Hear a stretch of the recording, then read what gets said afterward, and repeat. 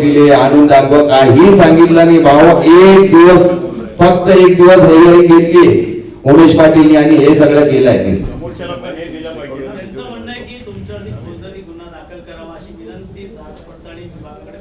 भाऊ देखो पुढे जे यांच्या पुढे स्कूटनी कमिटी आहे, SDO स्कूटनी कमिटी, ज्यावेळी ते आम्हाला पत्र पाठवणार, नोटीस पाठवणार, आम्ही त्यांच्याकडे जाऊन आपले पेपर सबमिट करणार. ज्यांनी त्यांना असं वाटेल की आम्ही गलत आहे, चुकीचे आम्ही सर्टिफिकेट दिले, जे पण केलेले ते डिसाइड करणार ना. तहसीलदार डिसाइड करू शकत नाही. ऑथॉरिटी त्याच्या याच्यामध्ये ज्युरिडिक्शन मध्ये येत नाही. येणाऱ्या काळात मुंबईमध्ये पतंग कट होणार का? या पतंग जेवढा बोलणार येणाऱ्या काळात पतंग हे जे सगळ्या लोकांना आता काय म्हणायचं त्याला कपकपी चाललेली आहे. कशा तरी पतंगला थांबवण्यात मागे हिरुजबाईच्या मांजा लई मजबूत चांगला दिसतो, वर चाललेली आहे. कुठेतरी याला अंकुश लावा, पण ते लागणार नाही. तुम्ही आपले भाऊ-बंधू सगळे बसलेले बघा. बदनाम हुआ तो क्या हुआ, नाम तो हुआ. आज भी बेटी इलेक्शन के बाद भी बेटी इंडिया में फेमस हुई. अभी तुमने बोला बोगस है तो भी इंडिया में फेमस हुई. अभी हमने आके बोला बोगस नहीं है तो भी इंडिया में फेमस. सर तुम्हाला मागासपासून म्हणतात तुम्हाला म्हणजे तुमच्या मुंबईमध्ये MIM पक्ष वाढतोय, निवडून आले. आता तुम्हाला बदनाम करण्यासाठी किंवा तुम्हाला तुमचं राजकीय वजन कमी करण्यासाठी तुम्ही मागासपासून म्हणाला की राष्ट्रवादी, अजित पवार गट आणि शरद पवार गट हे दोन्ही गट एकत्र आले. म्हणजे ज्या दोन गटांमध्ये आतापर्यंत वैमनस्य होतं, वैर होतं, ते केवळ तुम्हाला हरवण्यासाठी मुंबईत एकत्र आले. कारण ते काय दोस्त का दुश्मन का दुश्मन दोस्त, ये जुनी कहावत है कि भाई तेरा भी टारगेट ये मेरा भी टारगेट ये, तो चलो ये मामले में सेटलमेंट करते. ऐसा हुआ होगा, मैं इसका वादा कंफर्म नहीं बोलता हूँ, क्योंकि जो जावी स्थिति की है वो NCP पार्टी का है घड़ी, और जो साजिद अंसारी है वो NCP SP का है. अभी मेरे को भी कंफ्यूजन हो जाता सारा, कौन इसमें तुतारी में कौन घड़ी में. कल वो इधर था, परसों वो इधर था. अच्छा हो गए दोनों से मैं छुटकारा खाया. सर दुसरा प्रश्न असा आहे की निवडणुकीच्या निकालानंतर सर मॅडमचा एक डायलॉग जो फेमस झालेला कैसे हराया, कैसे हराया या जो डायलॉग झालेला त्याच्यामुळे म्हणजे हे सगळं चाललंय. नाही त्याच्यावर जिरून त्याची जी प्रसिद्धी झाली ना, माझी तुमची सगळ्यांचीच पोरी आहे, त्याची प्रसिद्धी देतो, प्रसिद्धी झाली. त्यामुळे त्यांना कोणाची प्रसिद्धी आवडत नाही.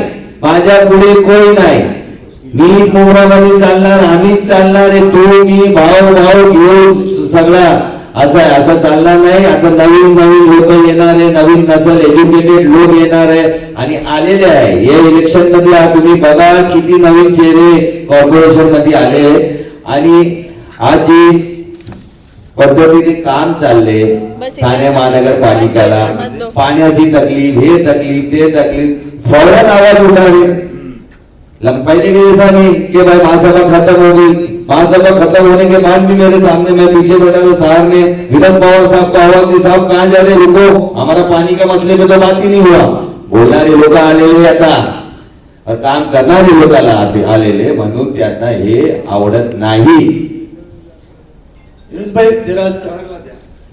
सर मॅडम तुम्हाला एक प्रश्न असा आहे की आता उमेश पाटील विरोधात तुम्ही काय कारवाई करणार आहात, हा पहिला प्रश्न. दूसरा, देखिए हमने लेटर दिया है आज उनके अगेंस्ट में कि उन्होंने जितना भी रिपोर्ट बनाया है वो वन साइडेड रिपोर्ट है. मेरा मराठी थोड़ा सा वीक है. नहीं मुझे नहीं चलता, आपको चलता है, मुझे नहीं चलता है. क्या डिटेल में बताओ. मैंने बोला ना अभी उमेश पाटिल के बारे में आप बात कर रहे हैं ना. उमेश पाटिल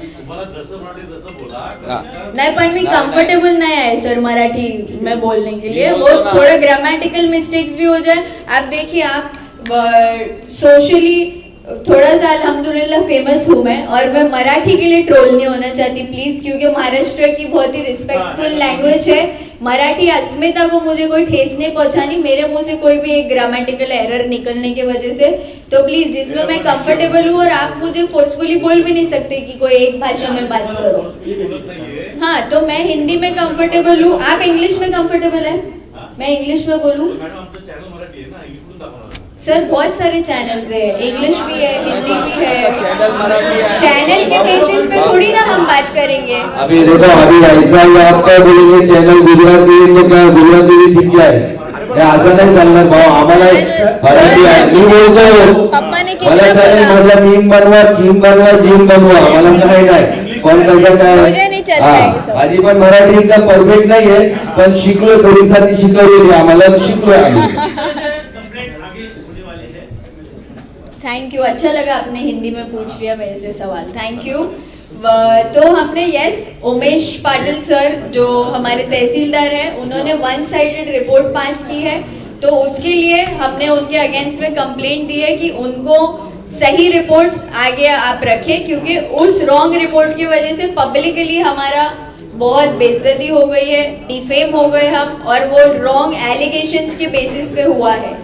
तो ये जितना भी रिपोर्ट उमेश पाटिल सर ने पास किया है, ये बेबुनियाद है। हमारे ओबीसी सर्टिफिकेट्स को लेकर मेरे वालिद के, उन्होंने जो भी कहा है कि वो माइग्रेंट है, उनको महाराष्ट्र का रहवासी ही नहीं बता रहे, वो बोल रहे कि ये गाजियाबाद में रहते हैं, और फिर उसके बेसिस पे उन्होंने मुझे भी प्रूफ कर दिया कि मैं गाजियाबाद में रहती हूँ, जबकि मैं यही रही हूँ हमेशा से। मेरा स्कूल कॉलेज, मेरा स्कूल थाने में था, बिलगांव हाई इंटरनेशनल स्कूल, मैंने केलकर कॉलेज से मेरा कॉलेज कंप्लीट किया है।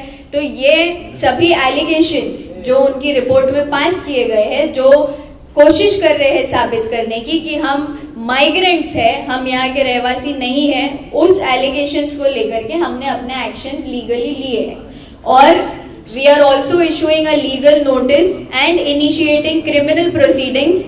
If required, we will claim damages also by initiating appropriate proceedings against all the people जिन्होंने हमारे को लेकर डिफेमेशन किया है, हमको डिफेम करने की कोशिश करी है। तो ये लीगली एक्शंस हमने लिए हैं हमारे लॉयर्स के थ्रू। अभी एक बहुत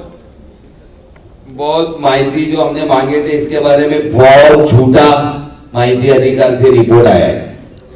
अब इसके अंदर जो है, हमने टोकन नंबर होता है, कास्ट सर्टिफिकेट के ऊपर एक टोकन नंबर होता है, जो जिसके कास्ट सर्टिफिकेट होंगे उनको पता होगा। वो टोकन नंबर के बारे में हमने माहिती डाला था कि इस टोकन नंबर के ऊपर किसका नाम है। जैसे 10-12 थे, मैंने मेरा भी डाला था, जावेद का भी डाला है। तो तहसीलदार कार्यालय से हमको लिख के दे रहा है की आपण मागणी केलेले टोकन क्रमांकाच्या अनुषंगाने व दिनांकानुसार संचिकेत तहसीलदार कार्यालयाच्या अभिलेखात शोध घेतला असता सदरची संचिका या कार्यालयात आढळून आली नाही। त्यामुळे आपणास आपण अपेक्षिलेली माहिती पुरविता येत नाही। तो ऐसे हमारे ये जो टोकन नंबर है, लाखों, ये बहुत बड़ा इशू है, लाखों सर्टिफिकेट्स को अगर ये ऐसा ही बोल देंगे अपनी गलती की वजह से, दे डोंट हैव रिकॉर्ड। उनके पास 2008 के बाद से 12 तक का रिकॉर्ड नहीं है मेरे ख्याल से, 11 या 12, परफेक्ट डेट में बोल नहीं सकता हूँ। 4 साल का रिकॉर्ड उनके पास जानबूझ के हटा दिया, या किधर मिसप्लेस हो गया, या जो भी हो गया, मगर उसमें कई कास्ट सर्टिफिकेट के लोग जो एसटी की जमाती के हैं, एससी के हैं, ओबीसी के हैं, कल उनके लिए किसी ने हमारी तरह अगर ऑब्जेक्शन लिया तो तहसीलदार उनको ये लिख के देगा कि आड़ून आलेले दिसत नहीं, तो उनका तो सर्टिफिकेट फेक कहलाएगा। इसके ऊपर आवाज उठाएंगे हम लोग, और बहुत बड़ी आवाज उठाएंगे, और इसको बड़ा तहसीलदार के अपना थाना कलेक्टर ऑफिस के सामने इसके लिए हम आवाज उठाएंगे। और ये जो बोल रहे हैं कि हमारा सर्टिफिकेट फेक है, या आपने जैसे पूछा कि स्टेट ऑफ महाराष्ट्र मिसिंग है, तो अगर कंप्यूटर की किसी इशू की वजह से कितने 2011 है ना, 2011 में बनाए हुए सर्टिफिकेट को 2026 में ऑब्जेक्शन लिया जा रहा है उसके ऊपर, उसके दौरान कितने जीआर्स आ जाते, कितने जीआर्स चेंज हो जाते, कई सारी चीज़ें होती। जैसा अभी डैड ने आपको बताया कि हमारे अलावा उस ओबीसी की लिस्ट में कई सारे ओबीसी जाति के लोग हैं जिन्होंने अपना सर्टिफिकेट बनवाया है, और उन्हीं ऑफिसर ने साइन किया है उनके भी सर्टिफिकेट्स पे, जिसने हमारे सर्टिफिकेट पे किया है। तो क्या वो सभी के भी सर्टिफिकेट्स फर्जी है? ये मेरा सवाल है उन लोगों को जिन्होंने ये ऑब्जेक्शन रेज किया हमारे ऊपर कि हम फर्जी है, हमारे डॉक्यूमेंट्स फर्जी है। और दूसरा, अगर ये इतने सारे लोग फर्जी है, तो फिर मुझे लगता है कि ऑफिसर ही शायद फर्जी है, क्योंकि वो साइन कैसे कर रहे हैं फर्जी लोगों के फर्जी डॉक्यूमेंट्स जांच करने के बावजूद भी। तो ये बहुत गंभीर सिचुएशन है, आरोप भी बहुत गंभीर है।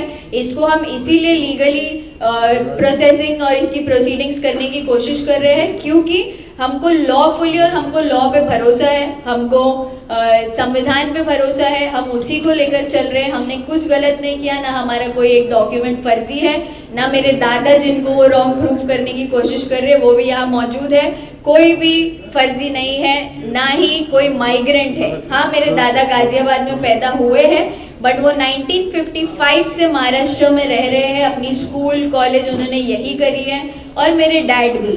तो जितने भी लोग ये इल्ज़ाम हम पर लगे हैं, मैं आप सभी को ये बताना चाहती हूँ कि ये इल्ज़ाम बेबुनियाद है, और हम इसको कोर्ट में देखेंगे, और जिन्होंने भी ये एलिगेशंस लगाए हैं हम उनको भी कोर्ट में जवाब देंगे। पण जे उमेश पाटील आहेत त्यांच्याबद्दल लेखी तक्रार दिलेली आहे. हो, लेखी त्याची दिले काही आज प्रत आज दिले त्याचं काही कॉपी वगैरे आहे का? त्याचं कॉपी बघतो दलवी है। बघतो असेल. सर, एक प्रश्न असाही होता सर तुमच्या बोला. वडिलांचं जे कास्ट सर्टिफिकेट आहे त्याच्यावर जात मुस्लिम अशी नोंद करण्यात आलेली आहे. हा तुमच्या वडिलांचं जे लिव्हिंग सर्टिफिकेट आहे सॉरी त्याच्यावर जात ही मुस्लिम जात जाती नोंद मुस्लिम करण्यात कोई आलेली आहे. जात मुस्लिम कोई जात जात रहती नहीं नहीं है। पिताजी के कास्ट लिव्हिंग के ऊपर मुस्लिम नोंद आलेली आहे, बरोबर आहे. म्हणूनच मी काकाच्या मागवले ना युपी वरून. का मागवला? जर पिताजीची सर्टिफिकेट वर मुस्लिम तेली असता तर मला काकाची लावायची गरज